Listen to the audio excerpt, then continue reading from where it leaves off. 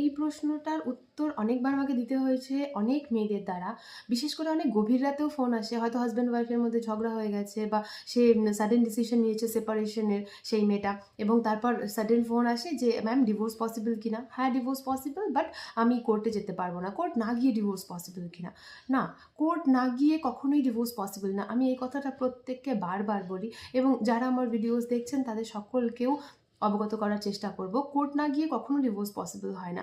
যারা বলে তারা আপনাকে কোনোভাবে ম্যানিপুলেট করার চেষ্টা করছে, যেটা ভীষণ ভুল। বেসিক্যালি অনেকে ওই স্ট্যাম্প পেপারে লিখে নেয়, সেটাকে নোটারাইজ করায় বা সেটাকে দুজন দুজনের কাছে রেখে একটা এগ্রিমেন্ট টাইপ বানিয়ে নেয়। সেটা আপনি একটা সেপারেশনের জন্য, একটা আপনার সাডেন মোমেন্টের জন্য ঠিক আছে, কিন্তু সেটা কখনোই কিন্তু কোনো ভ্যালিড প্রুফ না যে আপনার ডিভোর্স হয়েছে। ডিভোর্স করানোর রাইট একমাত্র কোর্ট অফ ল এর কাছে আছে, আপনার আমার কারোর কাছে নেই। কোনো অ্যাডভোকেট উইদাউট কোর্টে না গিয়ে, উইদাউট কোর্টে নিয়ে গিয়ে কখনো ডিভোর্স করাতে পারে না। এটা ভীষণ একটা ভুল ধারণা এবং ভুল একটা তথ্য। তো যখনই আপনাকে ডিভোর্স করতে হচ্ছে, আপনি কিন্তু কোর্টের দ্বারস্থ অবশ্যই হন।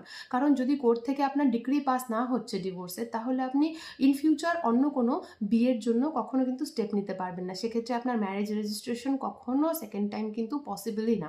তো আপনাকে যদি ডিভোর্স করাতে হয়, তাহলে প্রপার কোর্ট থ্রুই করাতে হবে।